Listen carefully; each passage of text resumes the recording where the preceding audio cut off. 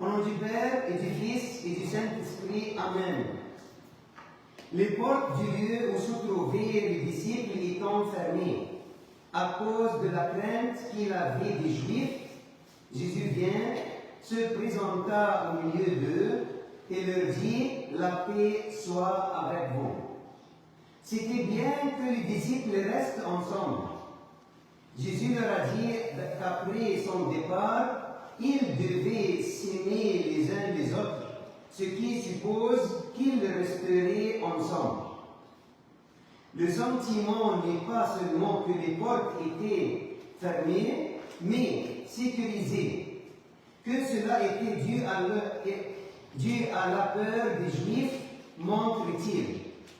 On ne nous dit pas comment Jésus est entré dans la pièce, mais le sentiment est que ne était pas d'une manière normale.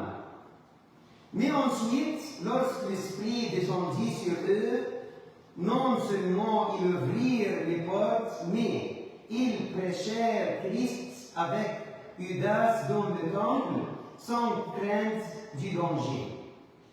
Ces portes fermées.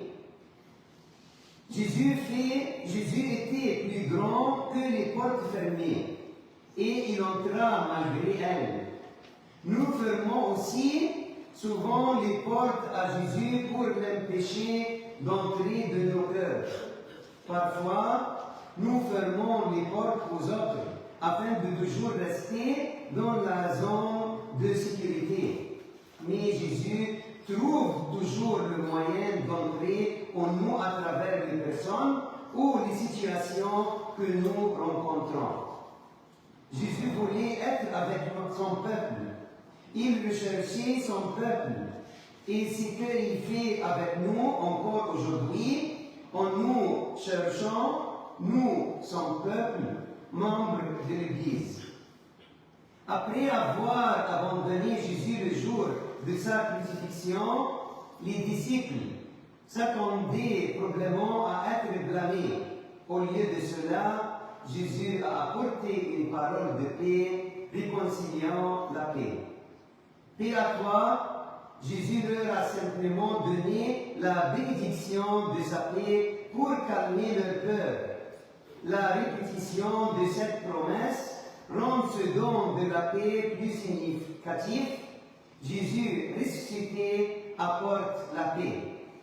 Jésus avait affronté et vaincu toutes les forces qui détruisent la paix de l'homme.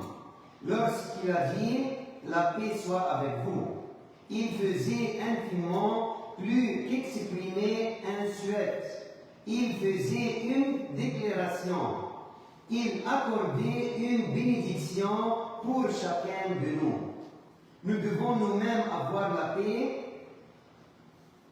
avant de pouvoir prêcher efficacement l'évangile de la paix aux autres. Alors, on peut prier comme Thomas, « Tu es mon Seigneur et mon Dieu. Amen. »